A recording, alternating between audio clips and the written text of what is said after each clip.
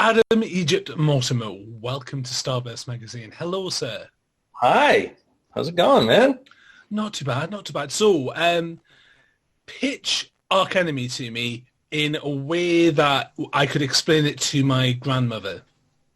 There's a guy who says he used to be kind of like a Superman type figure, and he's sitting in a bar and he's wearing shitty clothes and he's drinking whiskey and he's telling everybody about all these cosmic adventures he used to have, where he was in a great city on a cool planet, but he fell through to another dimension and he landed here and he's got no powers and nobody believes him. Why would you believe this guy who says he used to be able to fly? And then he meets a brother and sister, these two young kids who get in trouble with the local crime lord, and he kind of comes out of his shell to help them. And then lots of heads are beaten and lots of people are shot in the face, and it's a story about redemption. I don't know. How does your grandmother feel about people getting shot in the face? I think she likes it. Just a cool old lady. So, where did the story for Archenemy come from? What inspired you to make the movie?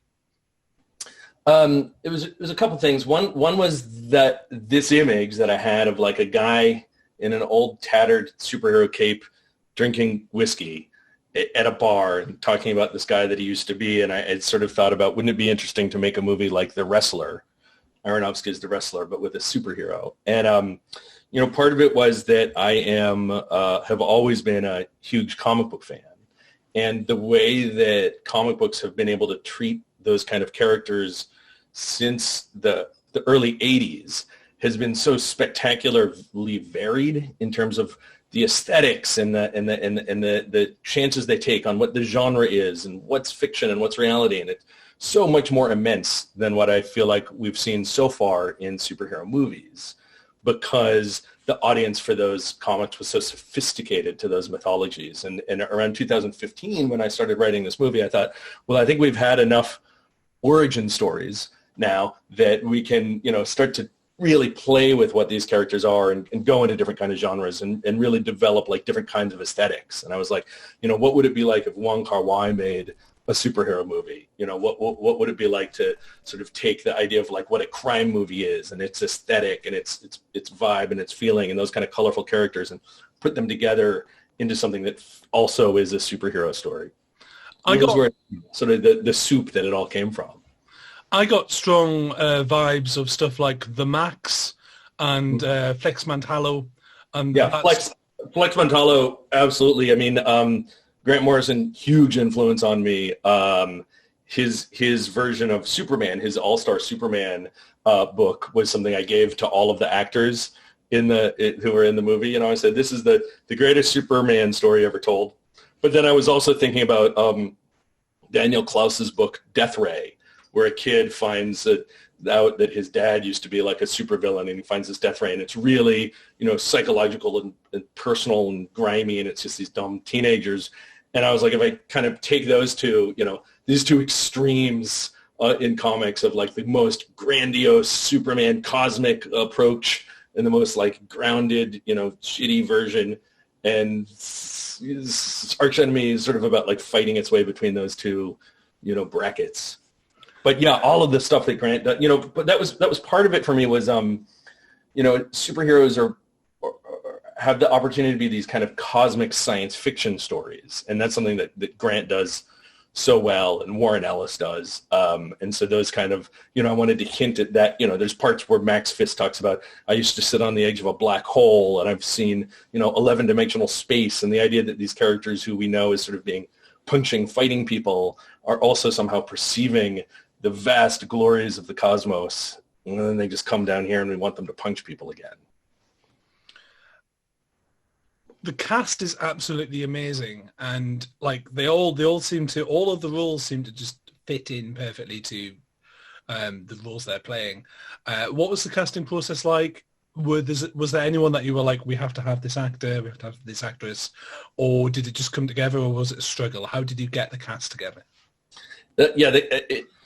It wasn't exactly a struggle, but I didn't I didn't know when I was writing it who would be in it or how it would work. But finding Joe Manganiello was like just gold. I mean, he's a guy that just looks like Superman. He's just so strong and handsome and amazing, but he also has such a great theatrical training, and he can do like, Tennessee Williams type plays. So you take, it's very, very much like Cat on a Hot Tin Roof kind of thing. Like you take this once glorious man and you break him down, and he's also a huge comic book fan. So we really, like, when we first started talking about it, it was just, we knew what we were doing in a way that was really a team. And then, you get people like Glenn Howerton, who I've always wanted to work with. I've been watching It's Always Sunny in Philadelphia since the first season. And he, wants to do like a weird genre movie like this. And he really liked Daniel Isn't Real. And same with Paul Scheer. I talked to him. He saw Daniel Isn't Real at South by Southwest, and he loved it. And I was like, oh my God, how insane would it be to see Paul Scheer in red underpants with tattoos on his face, playing with a gun? Like, it was just the greatest. And Amy Seimetz, my favorite actress in the world. And then, Zolee and Skylan, I was just really lucky. We did a really deep casting process to find those two characters, Hamster and Indigo, the brother and sister, and played with different combinations of people and really getting into the room and seeing people read and how they approach the story. And it was about finding these kids who could be super alive, like have this energy. I'm kind of into this thing of like creating kind of a grim context. The world is dangerous, but the characters themselves are really lively and electric and colorful. And it's that, the combination that you need. So that's what we got out of this cast, which was so much fun to play with. Skylan gives off an amazing Sancho Panza style vibe as well. Were you going for Don Quixote kind of? That's great. I hadn't thought of Don Quixote. I had thought of, it's funny because I associate Quixote in some ways with Terry Gilliam. And I think when I first started writing the movie, I was thinking about the Fisher King and the way that, Robin Williams plays this kind of like manic, crazy. I was, at the round table. So I wasn't thinking about Quixote specifically, but that's a great comparison. I want to think about that some more. Touching on the Fisher King and that kind of dividing with reality, they are sequences here that are pure comic book, and I mean literally pure comic book.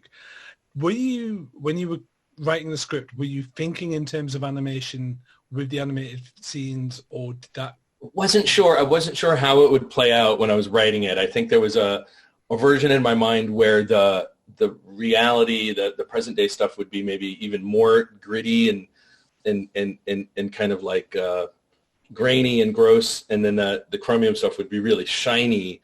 But then as it developed I just kept thinking about Pink Floyd The Wall, and the way that the animation in that movie comes in, and you sort of feel like you are looking into the man's mind as it falls apart, and wanting to sort of play with how abstract can we make the animation while telling this kind of superhero science fiction story with it, and trying to turn it into dream imagery and things that don't quite feel like they're real, but sort of bring you into these cosmic experiences.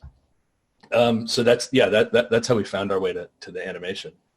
How different was this movie to make and produce from Daniel Isn't Real? Because there's a kind of crossover in theme here, but everything else is different. So how did that go? I mean, I approached it the same way, sort of theoretically, in terms of what am I trying to say? How do you visualize that? How do you create a style? But it was actually so much more difficult. It was a so much more ambitious movie. There's all of these more characters, and it's in a city, and we're sprawling all over the place, and we had about half the budget that we had for Daniel Isn't Real. So it was, the process, the actual production process was this like nightmare scape of problems and left turns, and how do we solve this, and what do we do?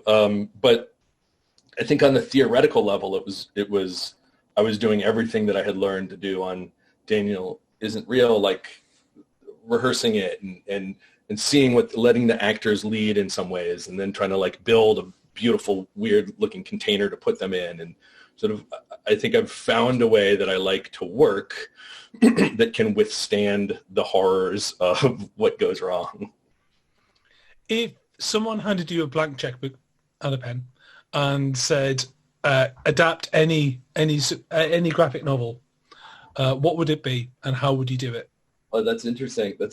God, there's so many. I mean, I've always wanted to do Charles Burns's book Black Hole. So I think that's just one of the most brilliant, morphings of genres. It's about teenagers and they have mutations and like it's a sexually transmitted disease, but it sort of gives them power. It's just such a wild story. I would love to do that. I would also love to, I want to do everything Grant Morrison has written. I would love to do, what's the $200 million version of Sea Guy look like, which is this story that takes place like after, it's like the whole world is superheroes and supervillains and they're all just sort of like bored and it's psychedelic and they float around on seas of chocolate and, Disney is this eyeball that controls the world and it's, so, it would be amazing to do like kind of a Guardians of the Galaxy style world based around Morrison's Sea Guy. I feel like that will never happen, but boy, would that, you said blank check, blank checks have the capability of really destroying us. You could spend 20 years trying to make that movie. Yes, and we already have Brazil as well, I suppose. What's next? What's your next big project? Well, I have a script that I wrote with Brian, who I wrote Daniel Isn't Real with, and it's about capitalism and witches. It's kind of a crime horror witch capitalism movie. Witch capitalism. It's a thing. And and I have a couple scripts that I've now gotten to read that I didn't have to write myself. That are these wonderful scripts. Everything I'm looking to do is very much in this world of it's a genre, but then it's multiple genres, and you treat the reality of the people in the genre as if it's a strange movie about real people, but then these crazy things happen. So there's a couple movies like that I'm working on. If you got to take a piece of art and have that piece of art survive the end of all things, what would it be? Boy, what a good question. Maybe it would be Hiroshima Mon Amour, which I think is just like sort of, like if you want to hand something to aliens and be like, here's the human condition and here's what we did with movies and here, here's our soul. I think that movie, which is, it's a love story, and a war story, and it's about memory and it's about heartbreak and it's done in such a poetic way. Maybe that, I don't, and the just the words they say are so powerful. Maybe I'd give that to the aliens. This is for aliens, right? We're talking about what? What was your favorite movie moment from the set? Well, gosh, what was it? I think it was seeing Joe Manganiello in the scene where he does meth. So he snorts meth and starts punching a wall, and it was just such a powerful, bonkers moment. And Joe was, sort of so into developing the reality of his character that he brought on a meth consultant. Like he had a guy who used to be a homeless meth addict who is recovered and become a, sort of recovery consultant, and he came in to help Joe sort of understand what does it mean to live on the street and what happens when you take this much meth and punch a wall. And so that was, it was really sort of exciting to see Joe take on that level of madness. Some very quick and silly questions just to finish up, because the PR people are saying that we have to finish soon. It's been lovely to talk to you. Yeah, man. So, either or, Star Wars or Star Trek? Star Wars. Doctor Who or Doctor No? Doctor Who is the greatest. Simpsons or Futurama? Simpsons. And finally, truth or beauty? Beauty is truth. Adam Egypt Mortimer, thank you very much for talking to Starburst Magazine. It's been a pleasure, and it's a great movie.